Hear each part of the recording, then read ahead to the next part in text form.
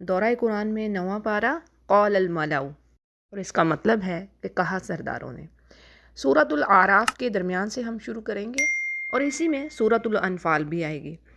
تو یہ شروع کرتے ہیں الحمدللہ والصلاۃ والسلام علی رسولہ وعلی آلہ واصحابہ اجمعین۔ اعوذ باللہ من الشیطان الرجیم، بسم اللہ الرحمن الرحیم۔ سورۃ الاعراف کی آیت نمبر 85 سے ہم لیتے ہیں، کیونکہ یہاں سے سٹوری سٹارٹ ہو رہی ہے شعیب علیہ السلام کی۔ اچھا، اس سے پہلے کن سوراز میں ہم نے پڑھی تھی سٹوریز انبیاء کی، جیسے سورہ شعراء اور سورہ ہود، اور اس میں بھی تقریباً انہی انبیاء ہی کی سٹوریز بتائی جا رہی ہیں۔ کچھ سیم آپ کو مفہوم ملتا ہے، کچھ تھوڑا سا ڈیفرنٹ بات مل جاتی ہے۔ اور مقصد کیا ہے؟ یعنی اللہ سبحانہ تعالیٰ نے فرما دیا ہے نبی کے لیے کہ یہ جو پچھلے انبیاء کے قصے آپ کو سنائے جاتے ہیں، تو ان سے کیا ہے کہ آپ کا دل ایمان پر اور جم جائے۔ یعنی آپ دیکھیں کہ پچھلی قوموں کے ساتھ ہوا کیا، کیسے کیسے ان کے پاس معجزے آئے، انبیاء آئے، ان کی اخلاقی بیماریوں کو دور کرنے کے لیے، ان کی بت پرستی دور کرنے کے لیے، لیکن افسوس کہ وہ اپنے طریقوں سے باز نہ آئے۔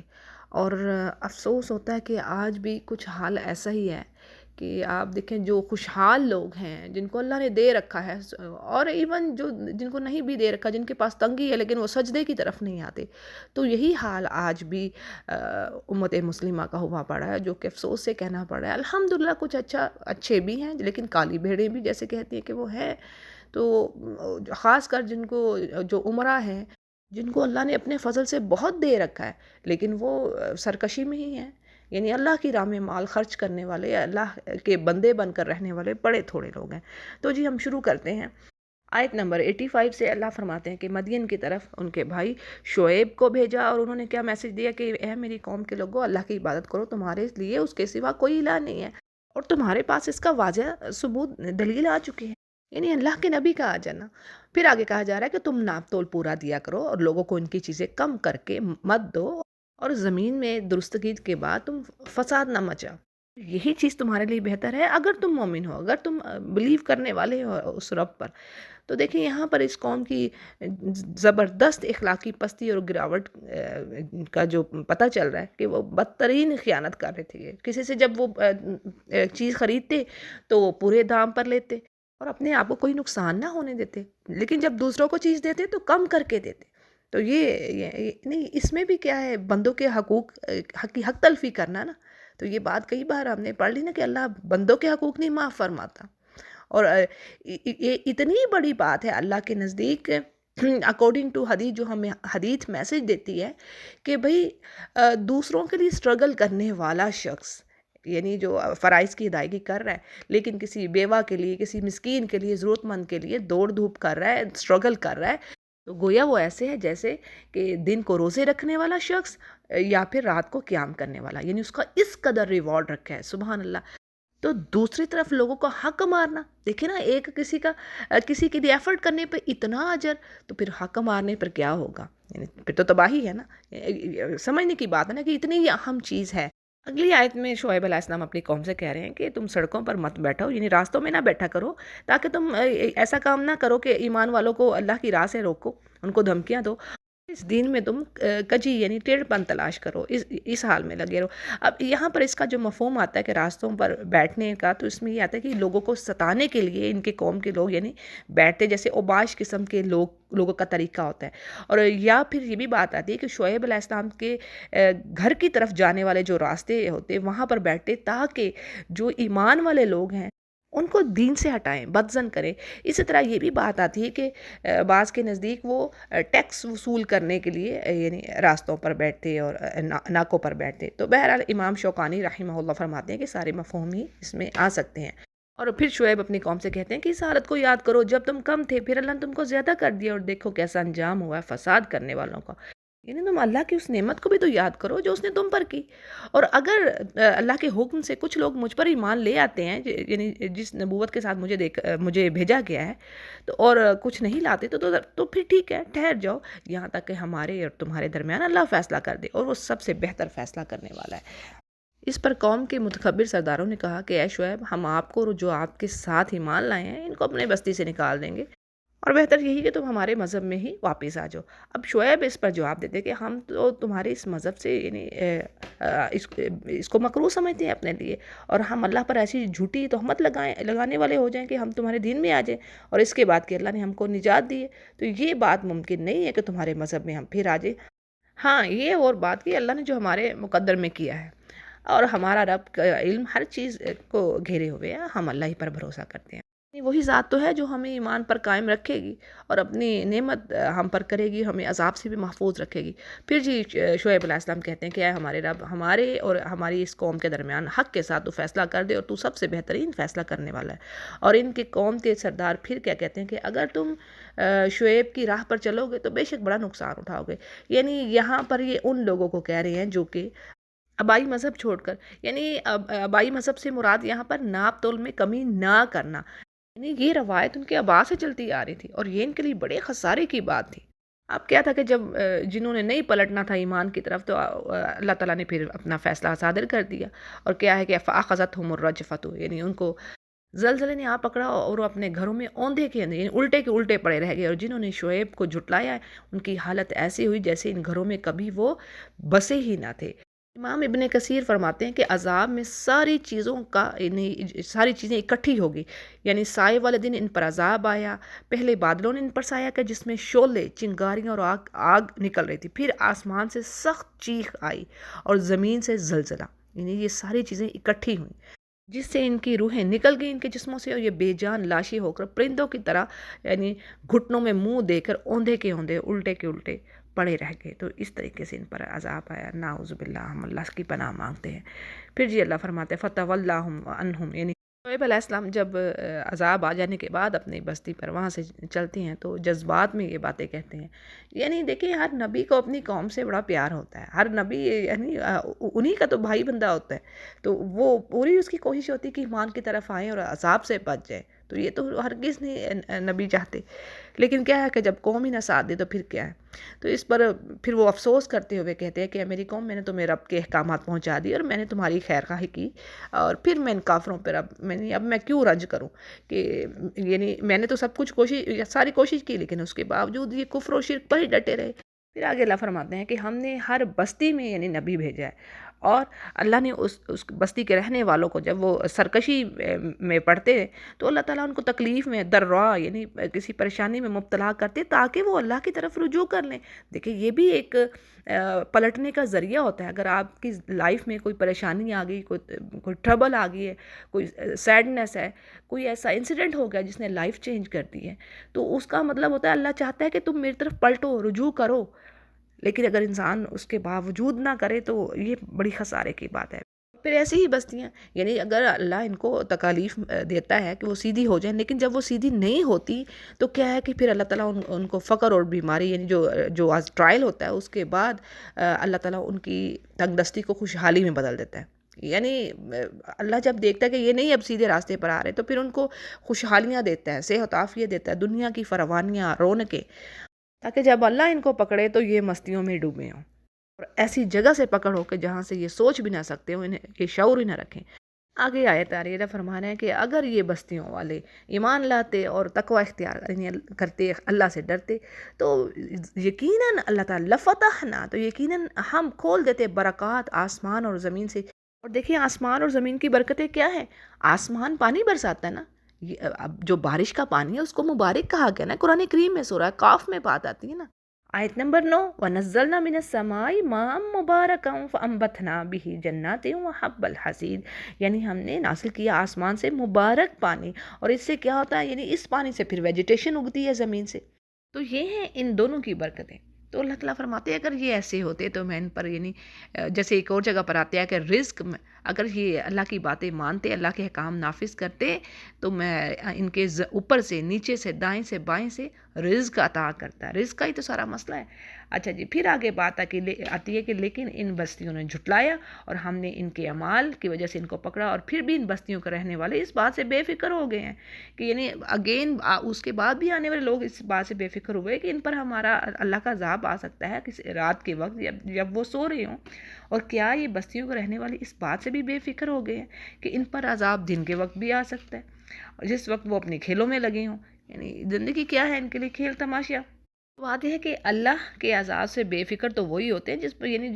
جس کی شامت آنی ہوتی ہے، جو بدبخت ہوتا ہے۔ اس کے علاوہ جو ڈرنے والا ہوتا ہے نا، وہ بے فکر نہیں ہوتا۔ آگے کہا جا رہا ہے کہ کیا ان لوگوں کو جو یعنی اب زمین کے وارث ہوئے ہیں، ان کو پچھلے لوگوں کی جو ہلاکت ہوئی ہے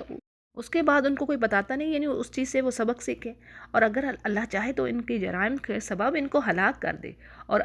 لیکن ایسا ہے کہ اللہ نے ان کے دلوں پر یعنی مہر لگا دی، سیلڈ اپ ہو گئے، تو اب ایسا ہے کہ کوئی واضح نصیحت، کوئی حق بات ان کے کانوں تک نہیں پہنچتی اور نہ ہی دل میں اترتی ہے۔ پھر آگے نبی سے کہا جا رہا ہے کہ آپ کے سامنے کچھ بستیوں قصے تو ہم بیان کر رہے ہیں، اور ان سب کے پاس پیغمبر آئے اور جو معجزات لے کر آئے، اور جس چیز کو انہوں نے شروع میں جھوٹا کہہ دیا تو یہ پھر دوبارہ ان کو یعنی توفیق ہی نہ ہوئی کہ اس بات کو مان لیتے، تو اللہ تعالیٰ اس طرح کافروں کے دلوں پر مہر لگا دیتا ہے۔ اچھا جی، اس کا مفہوم کیا ہے کہ شروع میں جھٹلا دینا ہے؟ تو یہاں پر تفسیر میں بات آ رہی ہے، یہ اللہ کو خوب معلوم تھا، یعنی جب ان سے عہد دیا گیا تو اللہ کو معلوم تھا کہ ان میں یہ والے لوگ ایمان نہ لائیں گے، اس لیے جب ان کے پاس رسول آئے تو اللہ کے علم کے مطابق یہ ایمان نہیں لائے، کیونکہ ان کی تقدیر میں اللہ نے یہی لکھ رکھا تھا، کیونکہ اس کو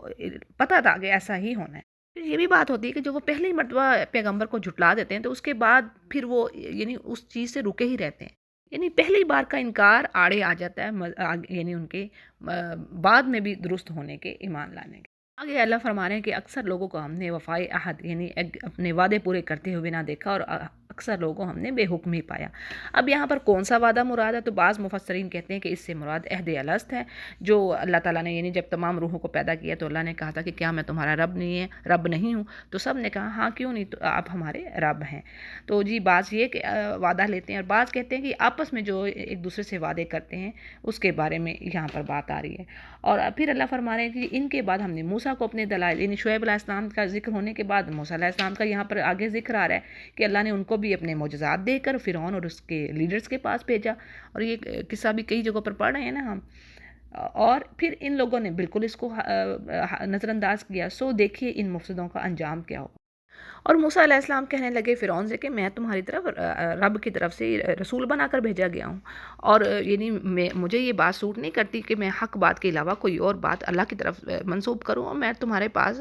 تمہارے رب کی طرف سے بڑی دلیل یعنی پروف، کلیئر سائن لے کر آئے ہیں، اور تو بنی اسرائیل کو میرے ساتھ بھیج۔ فرعون نے کہا کہ اگر آپ کوئی معجزہ لے کر آئیں تو اس کو پھر پیش کیجئے اگر آپ سچے ہیں۔ آپ اس پر وہی قصہ پھر سورہ شعراء میں بھی ہم جو پڑھ چکے ہیں، سورۃ القصص میں بھی ہم پڑھ چکے ہیں کہ تمام جادوگروں کو فرعون نے اکٹھا کیا، اور ایک یوم الزینہ کا ورڈ آتا ہے دن کے لیے، کہ ایک ایسا کوئی بڑا دن تھا شاید کہ کوئی عید کا، جس میں تمام یعنی لوگوں کی گیدرنگ ہوتی تھی، جمع ہوتے تھے، وہاں پر پھر جو ماہر جادوگر تھے وہ فرعون نے بلائے اگینسٹ موسیٰ علیہ السلام کے، اور موسیٰ علیہ السلام نے ان سے کہا کہ تم پہلے اپنا کرتب دکھاؤ، تم نے کیا ڈالنا ہے۔ اب انہوں نے ڈالا تو وہ جو ان کی رسیاں تھیں وہ سب سانپ بن کے دوڑنے لگیں، پھر کہنے لگے کہ موسیٰ آپ ڈالیے، تو جب موسیٰ نے اپنے عصا کو، جو کہ معجزہ ملا تھا نا، سورۃ القصص میں پڑھا نا ہم نے کہ وادی ایمن کی طرف جب وہ گئے موسیٰ علیہ السلام تو آپ کو وہاں پر معجزات ملے، دو معجزات، ایک ید بیضا چمکتا ہوا ہاتھ نکلنا، اور دوسرا ان کی چھڑی کا اژدہا بن جانا۔ ٹھیک ہے جی، تو اب یہاں پر کیا کہ جیسے ہی انہوں نے اژدہا پھینکا تو وہ سب کے سب ان کے وہ جو کرتب تھے وہ نگل گیا، وہ تو جھوٹ تھا نا۔ یہاں پر بھی موسیٰ علیہ السلام نے اپنے دونوں معجزات اس کے آگے رکھ دیے، تو اب وہ اپنے سرداروں سے کہنے لگا، یعنی فرعون، کہ یہ تو بہت بڑا کوئی جادوگر ہے، اس کو بڑا علم ہے، اور یہ چاہتا ہے کہ تمہیں تمہاری زمین سے نکال دے، تو بس اب تم کیا کہتے ہو؟ تو وہی بات کہ ان سب نے کہا کہ جی اکٹھے کرو ان دونوں کے اگینسٹ، تو ہم یہ کام کرتے ہیں۔ یہ اگلی آیات کا مفہوم میں نے آپ کے آگے تقریباً رکھ دیا ہے۔ پیج کی آخری آیات میں پھر بات آتی کہ جب حق بات ثابت ہوگی، یعنی ان کا جھوٹ ختم ہو گیا اور وہ ہار گئے، اور پھر کیا ہے کہ جادوگر جو تھے وہ سجدہ میں گر گئے، یعنی انہوں نے دیکھ لیا کہ یہ تو ہم تو یہ سب جھوٹ کرتب دکھا رہے تھے، یہ تو سچ ہے، یعنی اسی ٹائم وہ ایمان لے آئے، سبحان اللہ، اور کیا کہنے لگے کہ ہم ایمان لاتے ہیں رب العالمین پر، جو موسیٰ اور ہارون کا رب ہے۔ اور اس پر فرعون کہتا ہے کہ تم ایمان لے آئے ہو، یعنی ان جادوگروں سے کہتا ہے کہ تم میری اجازت کے بغیر ہی ایمان لے آئے ہو، تو یہ تو تمہارا کوئی مکر ہے، تمہاری کوئی چال ہے، یعنی تم سب چاہتے ہو کہ ہمیں اس شہر سے نکالو، ان قریب تم جان لو گے۔ اور پھر یہ بھی بات آتی ہے وہ جیسے ایک اور جگہ پر کہ وہ کہتا ہے کہ یہ تمہارا ہی بڑا، یعنی تم سب ملے ہوئے، یہ جو موسیٰ علیہ السلام ہے تمہارے بڑے جادوگر ہیں۔ کہنے لگا کہ میں تمہارے ہاتھ اور پاؤں الٹی سائڈ سے یعنی کاٹوں گا، تمہیں سولی پر چڑھاؤں گا سب کے سب کو۔ اس پر جادوگر جواب دیتے ہیں کہ ہمیں تو اپنے رب کی طرف ہی پلٹنا ہے، اور تو نے ہم میں کیا عیب دیکھا ہے، یعنی سوائے اس کے کہ ہم اپنے رب کی آیات پر ایمان لانے والے ہیں، اور اے ہمارے رب تو پھر یعنی وہ دعا مانگتے ہیں کہ اے رب ہم پر بہت زیادہ صبر ڈال دے ہمارے دل میں، اور ہمیں اس حالت میں موت دینا کہ ہم تیرے فرمان بردار ہوں، مسلمین میں سے ہوں۔ دیکھیں یہ جو بات ہے، یہ جو قصہ اس میں ہمارے لیے کیا آ رہا ہے، یہ جادوگروں کا، سچے ایمان والوں کو لازمی پریشانی، تکالیف اور یعنی ٹرائلز وہ فیس کریں گے، لیکن جیسے کہ حدیث میں آتا ہے کہ آپ صلی اللہ علیہ وسلم فرمایا کہ تم سے پہلے بھی لوگ گزرے ہیں جن کے سروں پر آرے رکھ کے چلا دیے گئے لیکن وہ ایمان سے نہ ہٹے۔ تو یا رب تو ہمیں بھی ایسا ایمان نصیب فرما، ہم بڑے گنہگار ہیں۔ اچھا جی، آگے اب بات آتی ہے اس پر کہ وہ سردار کہتے ہیں فرعون کے کہ کیا تو موسیٰ اور اس کی قوم کو زمین پر فساد مچاتے ہوئے چھوڑ دے گا، یعنی اور تیرے ہلاک کو بھی نہیں مانتے؟ تو اس پر وہ فرعون کہتا ہے کہ میں عنقریب ان کے بیٹوں کو قتل کروں گا، ان کی بیٹیوں کو زندہ چھوڑوں گا، اور ان پر میں یعنی بڑا سخت میں ان پر ظلم کروں گا۔ اسرائیل کے بچے قتل ہونے کا جو سلسلہ تھا وہ موسیٰ علیہ السلام کی پیدائش کے وقت بھی ہو رہا تھا نا، سورۃ القصص میں پڑھا ہم نے۔ تو یہ پھر اس نے دوبارہ سے سٹارٹ لیا۔ اب اس وقت کیوں ہو رہا تھا یہ ہم نے جان لیا کہ نجومیوں نے پیشن گوئی کی کہ بھی ایک بچہ ہوگا بنی اسرائیل کا جو تمہاری سلطنت کو تباہ کر کے رکھ دے گا، اس نے بچے مروانے شروع کر دیے۔ اگین اس نے یہ گھٹیا تدبیر کی تاکہ ایمان والوں کو ایمان سے روک سکے۔ اس پر موسیٰ علیہ السلام اپنی قوم سے کہتے ہیں کہ تم اللہ سے یعنی سہارا حاصل کرو، صبر مانگو اور اس سے ہی مدد مانگو، اور زمین پر اللہ تعالیٰ اپنے بندوں میں سے جس کو چاہے مالک بنا دے۔ یعنی کبھی ایسا بھی ہو سکتا ہے کہ جابر اور ظالم لوگ زمین پر جم جائیں، لیکن کیا ہے کہ عاقبت یعنی آخرت کا جو انجام ہے وہ تو ڈرنے والوں کا ہی بہتر ہوگا۔ تو اس پر بنی اسرائیل موسیٰ علیہ السلام سے کہتی ہے کہ اے موسیٰ، ہم آپ کے آنے سے پہلے بھی تکالیف میں تھے، پریشانیوں میں تھے، اور آپ کے آنے کے بعد بھی ہم مصیبتوں میں گھرے ہوئے ہیں۔ تو اس پر موسیٰ علیہ السلام کہتے ہیں کہ بہت جلد اللہ تمہارے دشمنوں کو ہلاک کرے گا، اور بجائے ان کے اللہ تمہیں زمین میں خلیفہ بنائے گا، اور پھر تمہارا طرز عمل دیکھے گا کہ تم کیا کر رہے ہو۔ یعنی موسیٰ علیہ السلام کی زبان سے ان کی قوم کو تسلی دے دی گئی کہ بھئی تم صبر کرو، ٹھیک ہے ابھی مشکلات ہیں لیکن دن بھی آئے گا، رات چاہے کتنی ہی لمبی ہو، اور پھر اللہ تمہیں بھی ٹیسٹ کرے گا کہ تم کیا کرتے ہو۔ پھر آگے بات آ رہی کہ اللہ نے فرعون کو مبتلا کیا ہے قحط سالی میں، یعنی مختلف عذاب آئے فرعون کی قوم پر تاکہ وہ پلٹیں اللہ کی طرف، جیسے کہ یہاں پر آ رہی قحط سالی، فوڈ کی شارٹیج ہونا، پھلوں کی کمی۔ تو ہوتا یہ کہ جب تو خوشحالی آتی تو وہ کہتے کہ یہ تو جی ہمارے لیے ہونا ہی چاہیے تھا، اور جب کوئی بدحالی آتی تو پھر موسیٰ علیہ السلام اور اس کے ساتھیوں کی نحوست بتلاتے، یعنی وہ کہتے کہ ان کی وجہ سے یہ نحوست ہے ہمارے اوپر، یہ جو آ گئے۔ اور یہ بات ہم نے سورہ یاسین میں بھی پڑھی تھی نا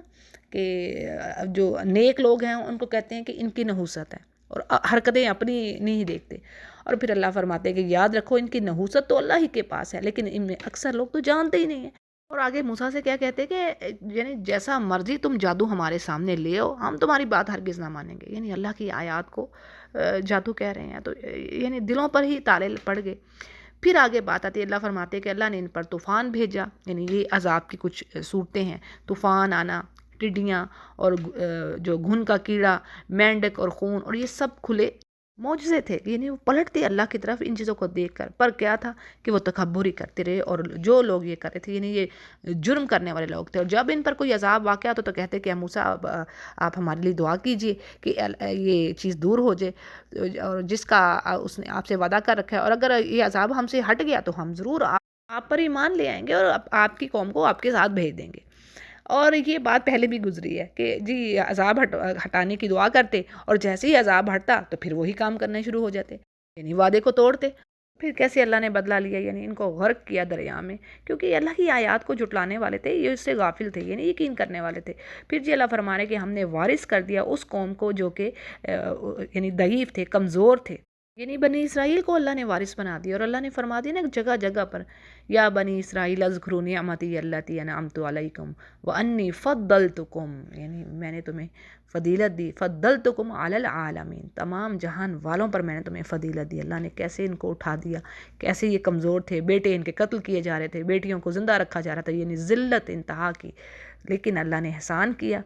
فرعون کو غرق کیا، اور پھر ان پر نعمتی اللہ نے اتنے احسانات، سورۃ البقرہ میں ہم پڑھیں گے، من و سلوہ، بادلوں کا سایہ، پھر اسی طرح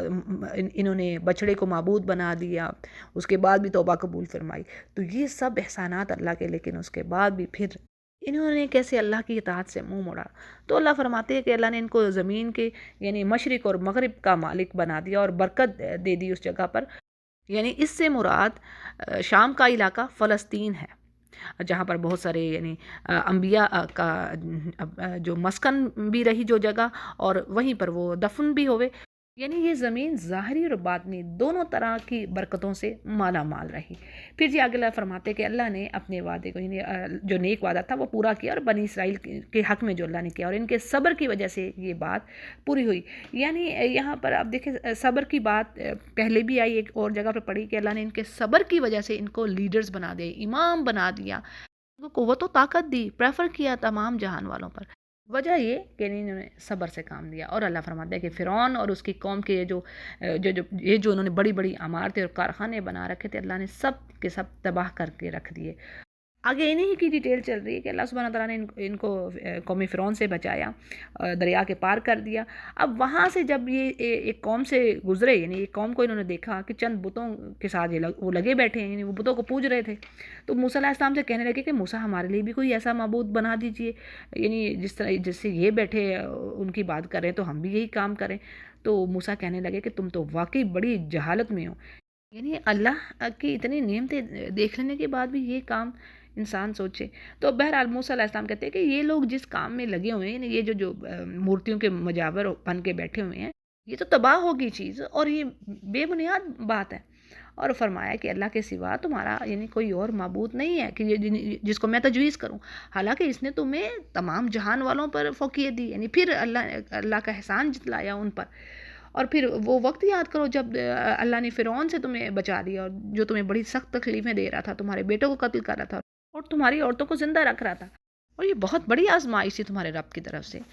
اچھا جی، اگلی آیت میں وہ وعدہ ہے جو یعنی 30 راتوں سے بڑھ کر 40 راتوں کا ہوا موسیٰ علیہ السلام سے جو اللہ نے کیا۔ یعنی یہاں پر ڈیٹیل میں دیکھتے ہیں، فرعون اور اس کے لشکر کے بعد یہ ضرورت محسوس ہوئی کہ اسرائیل کی ہدایت کے لیے، ان کی رہنمائی کے لیے کوئی کتاب دی جائے، تو سو اللہ نے موسیٰ علیہ السلام کو 30 راتوں کے لیے کوہ طور پر بلایا، جس میں 10 راتیں مزید ایڈ کر لیں۔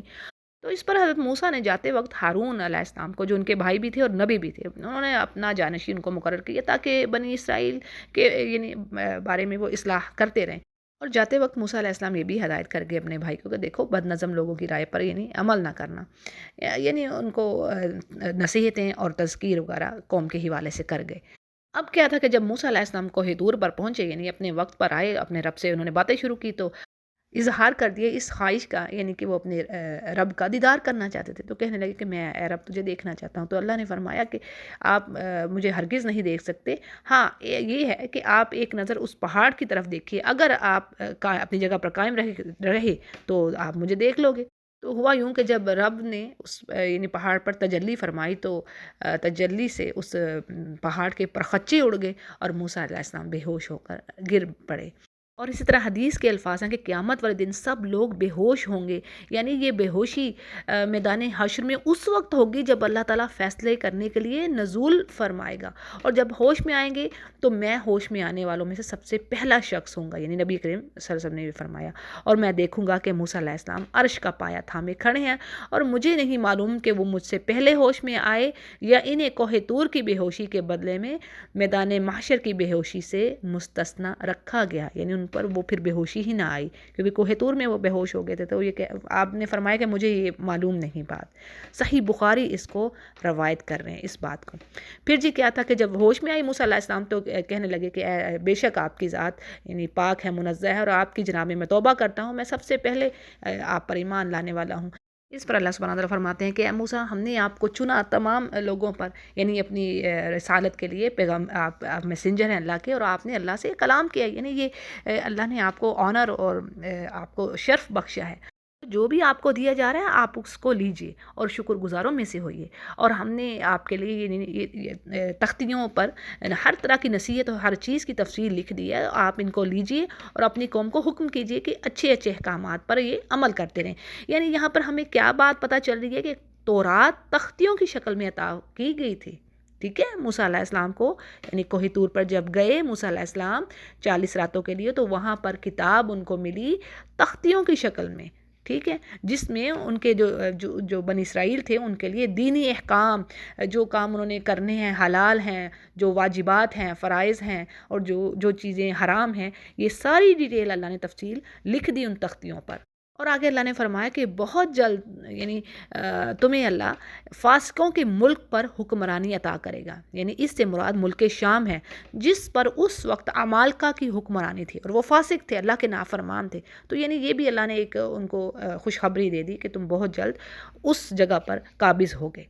اور بات یہ کہ اللہ اپنے احکامات سے ایسے لوگوں کو دور رکھتا ہے، یعنی جو اللہ کی طرف ہدایت کے لیے آنا ہی نہیں چاہتے، تکبر کرتے ہیں، جس کا کوئی ان کو حق حاصل نہیں ہے، یعنی یہ حق نہیں ہے کہ وہ تکبر کریں اس چیز پر۔ اور یہ لوگ ایسے ہیں کہ تمام نشانیاں یعنی تمام اللہ کی آیات دیکھ بھی لیں تو بھی ایمان نہ لائیں، اور حال ان کے یہ ہے کہ ہدایت کا راستہ دیکھیں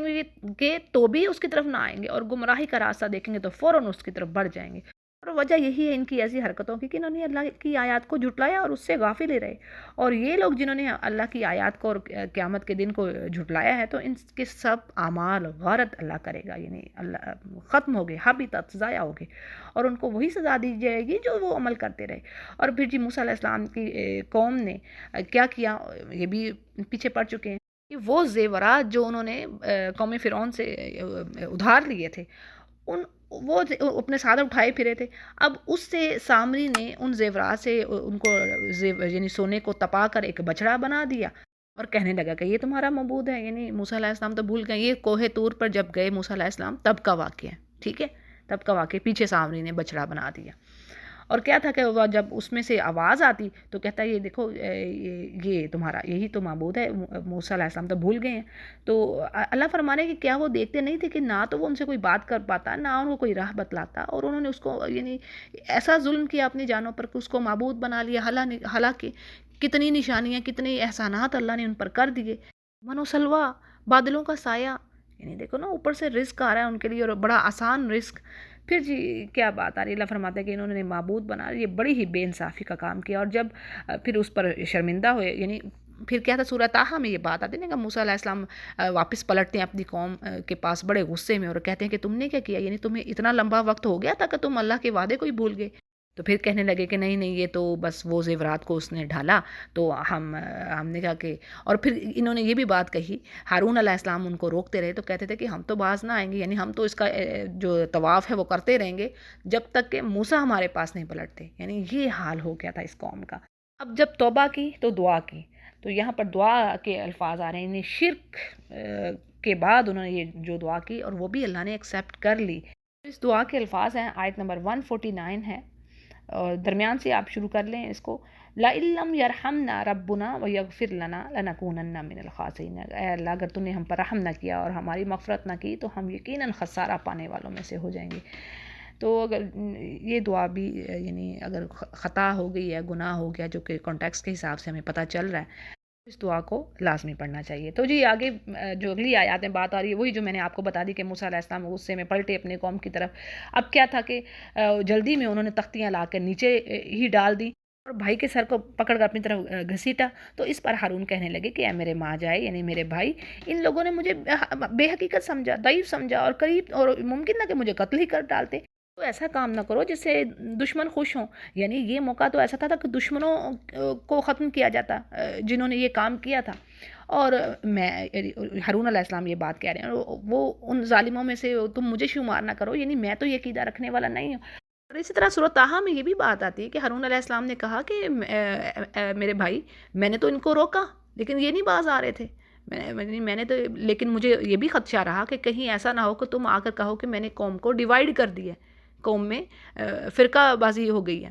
تو یہ ساری عذر ہارون علیہ السلام نے ان کے آگے رکھے۔ تو جی اس پر پھر بعد میں بات آتی ہے کہ موسیٰ علیہ السلام نے کہا کہ اے میرے رب، میری خطا معاف فرما اور میرے بھائی کی بھی، اور ہم دونوں کو تو اپنی رحمت میں داخل کر، تو سب سے زیادہ رحم کرنے والا ہے۔ اور بے شک جن لوگوں نے یہ بچڑے کو پوجا ہے، ان پر بہت جلد ان کے رب کی طرف سے غضب اور ذلت دنیا کی زندگی میں پڑے گی۔ اور اسی طرح ہم بدلا دیتے ہیں، یعنی جو جھوٹی باتیں کرنے والے ہوتے ہیں اور وہ لوگ جو برے اعمال کرنے والے ہیں اور پھر اس کے بعد توبہ کر لینے والے ہیں اور ایمان لے آتے ہیں، تو بے شک تمہارا رب اس کے بعد غفور الرحیم ہے۔ تو یعنی سبحان اللہ، یہاں پر بھی گنجائش نکل آئی کہ کسی سے اگر کوئی مرتد بھی جیسے ہو جاتا ہے، کوئی شرک بھی کر دیتا ہے، اور اگر پھر اس کے بعد وہ پلٹ آتا ہے، توبہ کر لیتا ہے خالص سچی توبہ، تو اللہ تعالیٰ پھر اس کے بعد بھی توبہ قبول کرنے والا ہے۔ پھر کیا تھا کہ جب موسیٰ علیہ السلام کا غصہ ٹھنڈا ہوا تو انہوں نے تختیوں کو پکڑا، جن کے مضامین میں اللہ کی طرف سے ہدایت اور رحمت تھی ان لوگوں کے لیے جو اللہ سے ڈرنے والے تھے۔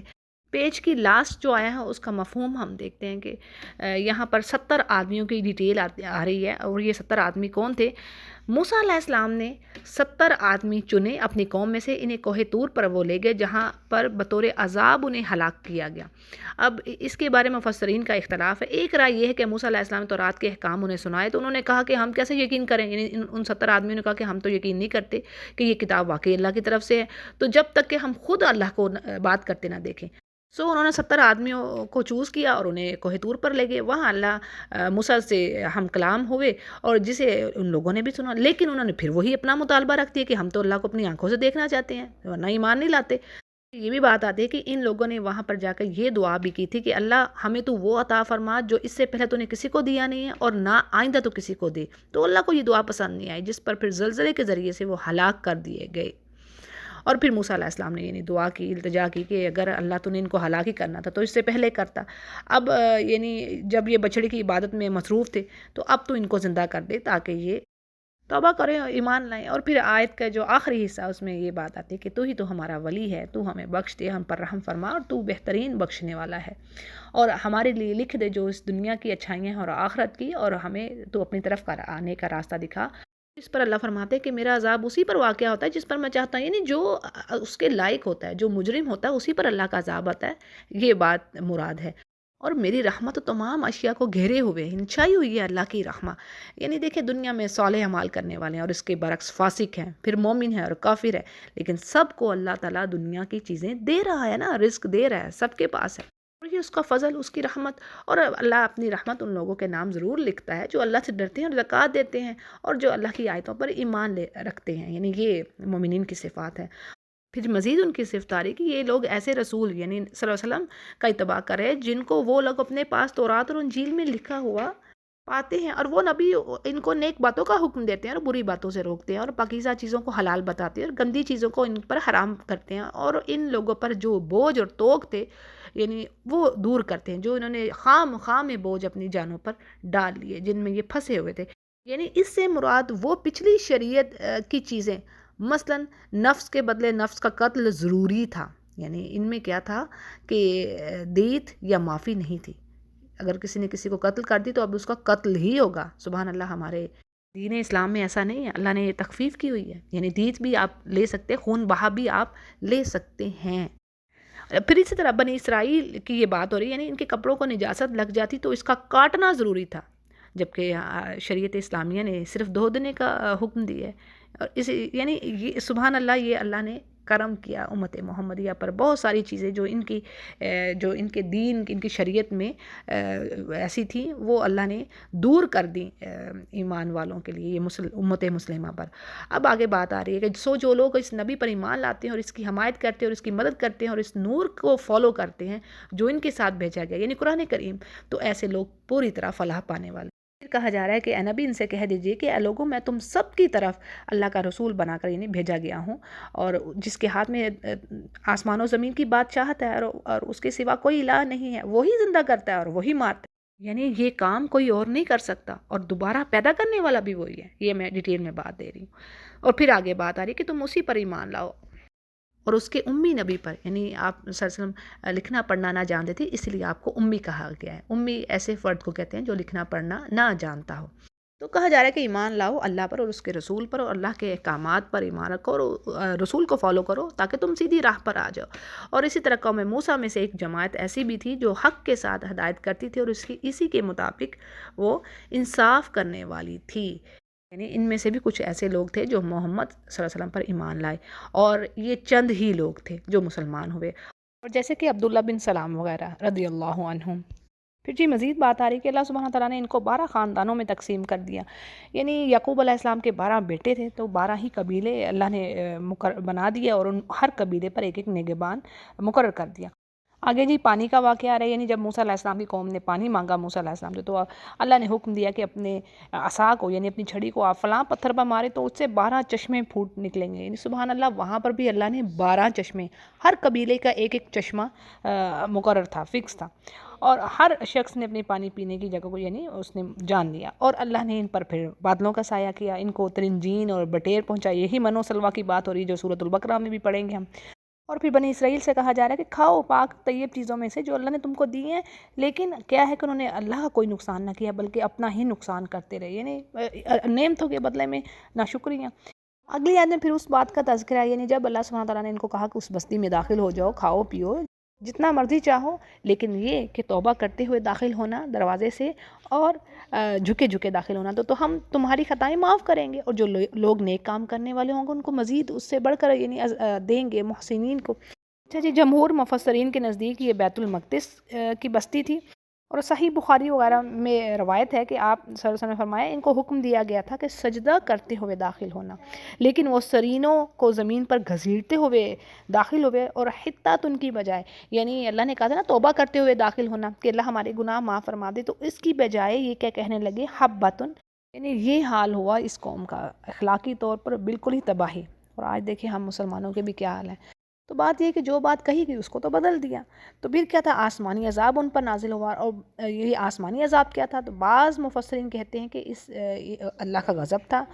سخت پالا یعنی شدید ٹھنڈک، یا پھر طاعون۔ اسی طرح نبی کریم صلی اللہ علیہ وسلم کی حدیث ہے اس بارے میں کہ یہ طاعون اسی رجس اور عذاب کا حصہ ہے جو تم سے پہلے بعض لوگوں پر نازل ہوا، اور تمہاری جو موجودگی میں یہ اگر کسی جگہ پر یعنی طاعون کی وبا پھیل جائے تو وہاں سے مت نکلو، اور اگر کسی علاقے کے بارے میں تمہیں معلوم ہو کہ وہاں طاعون پھیلا ہوا ہے تو وہاں پر مت جاؤ۔ صحیح مسلم اس کو روایت کریں، یعنی رسول کریم کی یہ بڑی خوبصورت ہدایت ہے ہمارے لیے۔ اگلی آیت میں ایک ایسے گروہ کا تذکرہ جن پر اللہ کا عذاب آیا، جیسے اللہ فرماتے کہ آپ ان سے اس بستی والوں کا حال بھی پوچھئے جو کہ دریا کے قریب آباد تھے، اور کیا تھا کہ ہفتے کے دن کے بارے میں وہ حد سے نکلنے والے تھے، اور ہوتا کیا کہ ہفتے کے دن مچھلیاں خوب ظاہر ہو کر سامنے آتی، اور جب ہفتہ نہ ہوتا تو مچھلیاں سامنے ہی نہ آتی، یعنی اصل میں یہ ان کی آزمائش ہو رہی تھی، ٹیسٹ ہو رہا تھا ان کا، یہ اللہ کے اوبیڈینٹ رہتے ہیں یا پھر اس کے اگینسٹ جاتے ہیں۔ اصل میں بات یہ تھی کہ ہفتے کا دن ان کی عبادت کے لیے مخصوص تھا، اور مچھلیوں کا شکار کرنے سے انہیں منع کیا گیا تھا، لیکن بطور آزمائش مچھلیاں اس دن زیادہ کثرت سے آتی، اور جب یہ دن گزر جاتا تو مچھلیاں نہ آتی۔ آخر کار یہودیوں نے ایک ہیلا کیا کہ اللہ کے حکم کو سے منہ موڑا اور گڑھے کھود لیے تاکہ مچھلیاں اس میں پھنسی رہیں، اور جب ہفتے کا دن گزر جاتا تو اس کو پکڑ لیتے۔ اب اس پر ایک صالحین کی جماعت تھی جو کہ خود تو یہ کام نہ کر رہی تھی، لیکن ان کی اصلاح سے بھی مایوس ہو گئی تھی، اور یعنی لیکن پھر بھی کچھ دوسرے لوگ سمجھانے والے موجود تھے، ان کو واضح نصیحت کرتے، جبکہ یہ دوسری جماعت ان سے کہتی کہ ایسے لوگوں کو نصیحت کرنے کا کیا فائدہ جن کی قسمت میں یعنی ہلاکت ہی ہے، ان پر تو عذاب ہی آئے گا۔ اب کیا تھا کہ انہوں نے جواب دیا کہ ہم اللہ کے سامنے یعنی عذر پیش کرنے کے لیے تو رہیں گے نا، شاید کہ یہ ڈر جائیں، یعنی ہم نصیحت کر رہے ہیں۔ اب کیا تھا، یعنی جب وہ بھول گئے جو ان کو سمجھایا جا رہا تھا، یعنی نافرمانی پر اڑے رہے وہ لوگ جو مچھلیاں پکڑ رہے تھے، تو اللہ فرماتے ہیں کہ اللہ نے ان لوگوں کو تو بچا لیا جو ان کو اس چیز سے روک رہے تھے، یعنی جو نہی عن المنکر کا کام کر رہے تھے ان لوگوں کو تو بچا لیا، اور جو زیادتی کرنے والے تھے ان پر سخت عذاب کی پکڑ آئی۔ اچھا جی، تفسیر میں یہ بھی بات آتی ہے کہ ایک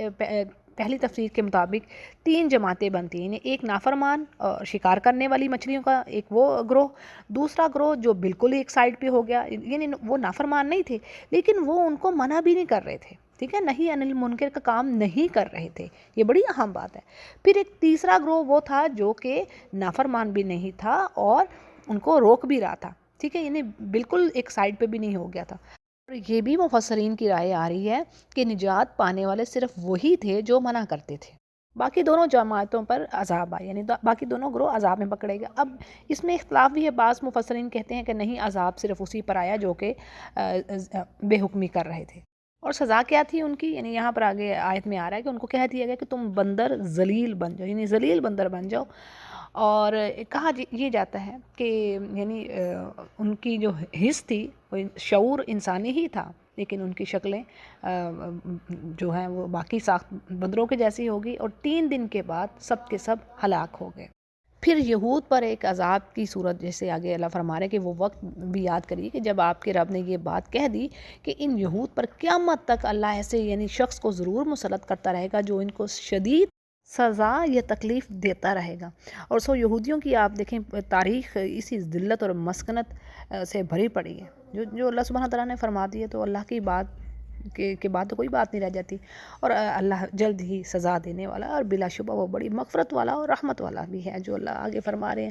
پھر کیا کہا جا رہا ہے کہ اللہ فرماتے ہیں کہ ان کی اللہ نے مختلف جماعتیں کر دی، گروپس بنا دی، بعض ان میں نیک لوگ بھی تھے اور بعض ان میں دوسری طرح کے بھی تھے، اور اللہ ان کو کئی طرح سے یعنی آزماتے رہے، خوشحالیوں سے بھی اور برے حالوں سے بھی، تاکہ بعض آ جائیں اللہ کی طرف پلٹ آئیں، اور پھر ان کے بعد ایسے لوگ ان کے جانشین ہوئے جو کہ جنہوں نے کتاب کو حاصل کیا اور دنیا کا ہی متاع یعنی لیتے رہے، اور امید کیا رکھتے ہیں کہ اللہ کی ہاں مغفرت ہماری ہو جائے گی، یعنی دنیا کے طالب ہونے کے ساتھ ساتھ یہ بھی امید ہے کہ اللہ کے ہاں بھی بخشے جائیں گے۔ تو یہی حال آج ہم مسلمانوں کو ہے نا۔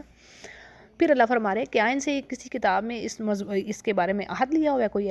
کوئی ایسا مضمون ہے کہ اللہ ان کے وعدے کے خلاف نہیں کرے گا، کہ ان کو تو اللہ جنت میں ضرور ہی ڈالے گا۔ اور آگے بات آ رہی ہے کہ جو کچھ یعنی کتاب جو اللہ نے ان کو دی اس میں سے انہوں نے پڑھ لیا۔ اس کا معنی یہ آ رہا تفسیر میں کہ نہیں، کتاب کی باتوں کو انہوں نے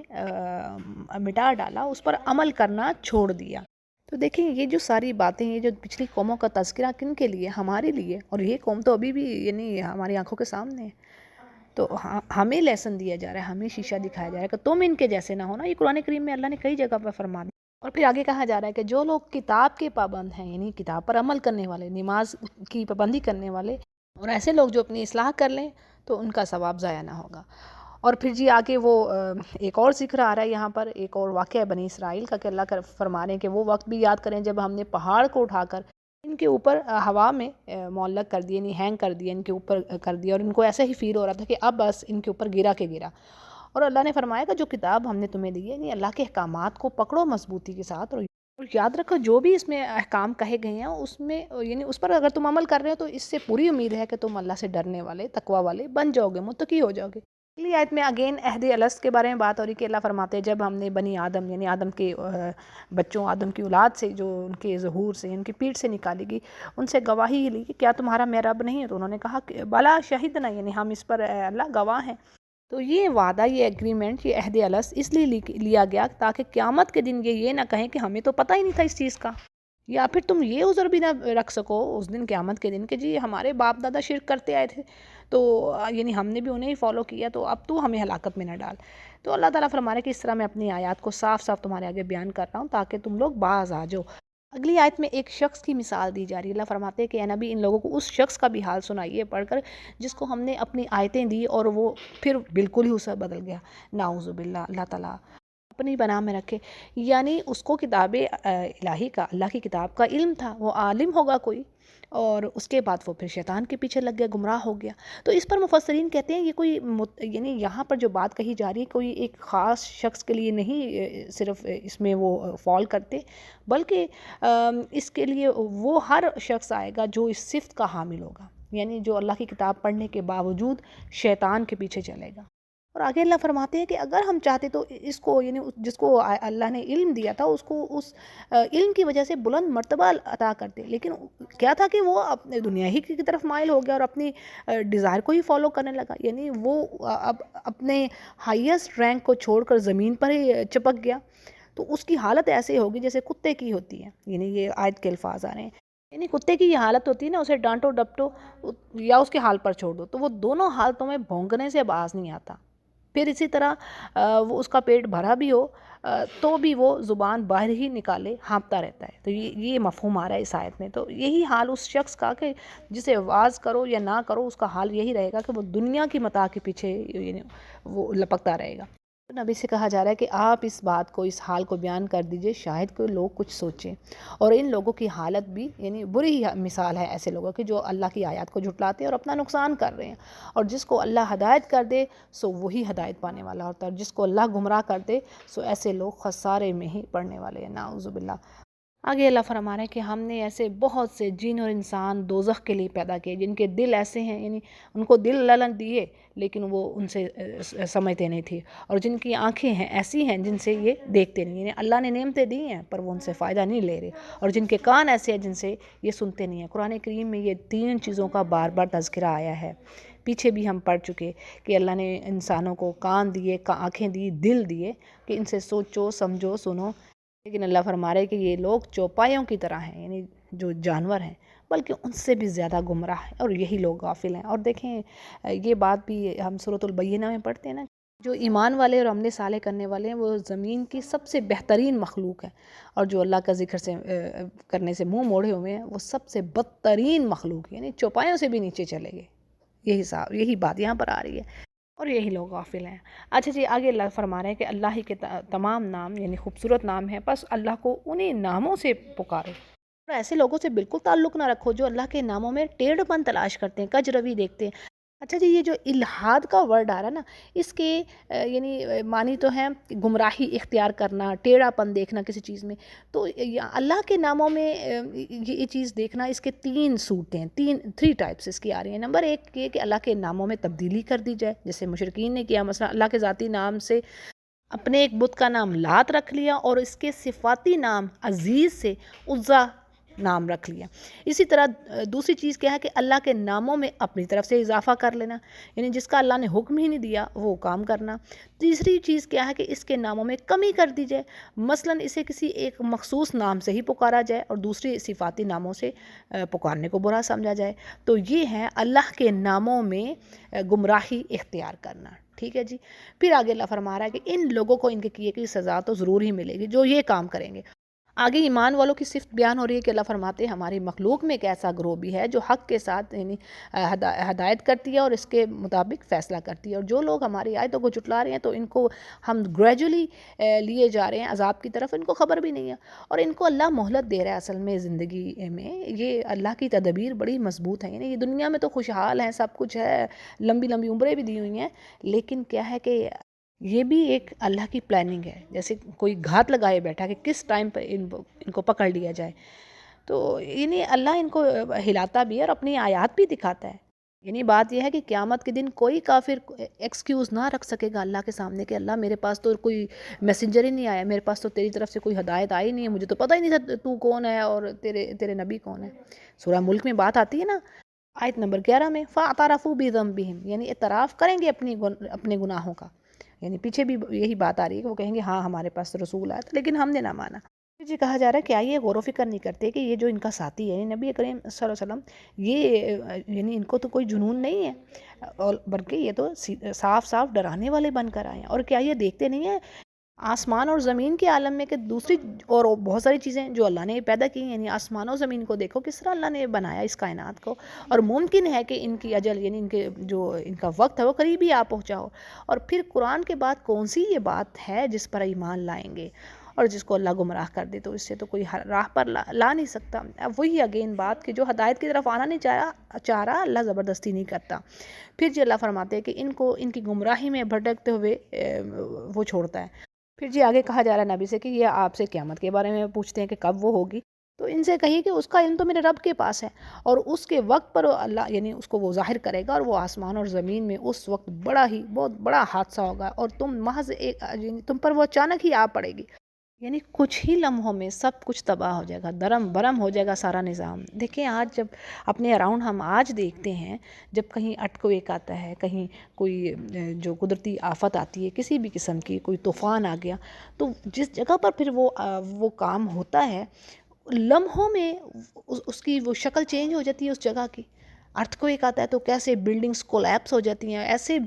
مٹ جاتی ہیں، کوئی سمجھ ہی نہیں آ رہی تو یہاں پر ہوا کیا ہے۔ بات یہ ہے کہ وہ ایسا حادثہ ہوگا اور اچانک آ پڑے گا، اور پھر آپ سے اس طرح یہ پوچھ رہے ہیں کافر گویا آپ اس کی تحقیقات کر چکے ہیں، تو آپ فرما دیجئے کہ اس کا علم تو خالص اللہ ہی کے پاس ہے لیکن اکثر لوگ نہیں جانتے، اور اے نبی یہ بھی کہہ دیجئے کہ میں خود اپنی ذات کے لیے کسی نفع کا اختیار نہیں رکھتا اور نہ ہی کسی نقصان کا، مگر جتنا کہ اللہ نے جو چاہو، اور اگر میں غیب کی باتیں جاننے والا ہوتا تو میں بہت سارے منافع حاصل کر لیتا، اور کوئی نقصان مجھ کو پہنچتا ہی نہ، تو میں تو محض ڈرانے والا ہوں اور بشارت دینے والا ہوں، ان لوگوں کو جو ایمان رکھنے والے ہیں۔ اب دیکھیں یہ بات بھی سورہ کہف میں بھی ہم پڑھتے ہیں، آخری آیات میں بات آتی ہے، اور کئی جگہوں پر آئی ہے قرآن کریم میں کہ نبی کہتے ہیں کہ میں تو بشر ہوں تمہارے جیسے، ہاں فرق کیا ہے کہ مجھ پر اللہ کی طرف سے وحی آ رہی ہے۔ اور پھر یہاں پر دیکھ لیجئے یہی بات آگے نا کہ وہ کہہ رہی ہے میں اپنے نفع اور نقصان کا اختیار نہیں رکھتا، اور نہ ہی میں غائب کی باتیں جاننے والا ہوں۔ اب دیکھیں اگر آپ کو غائب کا علم ہوتا تو پھر واقع عفق جہاں پر عائشہ رضی اللہ عنہا پر الزام لگا دیا گیا اور 1 مہینہ کے بعد اس کی کلیئرنس ہوئی تھی، برات آئی اور آیات اتری ان کے حق میں۔ اور اسی طرح ایک بار جب آپ کو قتل کرنے کی پلاننگ کی، اوپر سے پتھر گرانے کی کافروں نے، تو اس وقت بھی تو آپ کو وحی کے ذریعے بتایا گیا نا۔ یعنی اس سے کیا پتہ چل رہا ہے ان باتوں سے کہ آپ ان سین کے جاننے والے نہیں تھے جب تک کہ اللہ آپ کو بذریعہ وحی نہ وہ چیزیں بتاتا۔ آگے انسان کی تخلیق کے بارے میں بات ہو رہی ہے کہ اللہ فرما رہے ہیں وہی تو ہے جس نے تمہیں ایک ہی نفس سے پیدا کیا اور پھر اس سے تمہارے جوڑے بنائے تاکہ تم ایک دوسرے سے سکون حاصل کرو۔ پھر آیت کے اگلے حصے میں جو بات آ رہی ہے یعنی مرد اور عورت کا ملنا، پھر اس کا حمل ٹھہرنا، سو اس کو یعنی اس حمل کو لیے پھرتی ہے، جب وہ بھاری ہو جاتی ہے تو دونوں میاں بیوی کیا ہے کہ اللہ سے پھر دعا کرتے ہیں اپنی اولاد کے لیے کہ اللہ تعالیٰ اگر تو صحیح سالم اس کو یعنی تندرست صحت والا تو دیتا ہے تو ہم تیری شکر گزاری کریں گے۔ سو جب اللہ ان کو صحیح سالم اولاد دیتا ہے تو اللہ کی دی ہوئی چیزوں میں پھر وہ اللہ کا شریک قرار دیتے ہیں، یعنی وہی ناشکری والے کام کر رہے ہیں، تو اللہ پاک ہے ان کے اس شرک سے۔ اب یہاں پر جو تفسیر کے مطابق بات آ رہی ہے تو شرک سے مراد یہ کہ بچے کا ایسا نام رکھ دیتے ہیں جیسے امام بخش، عبد شمس یا بندہ علی وغیرہ، تو اس سے بھی شرک ظاہر ہو رہا ہے۔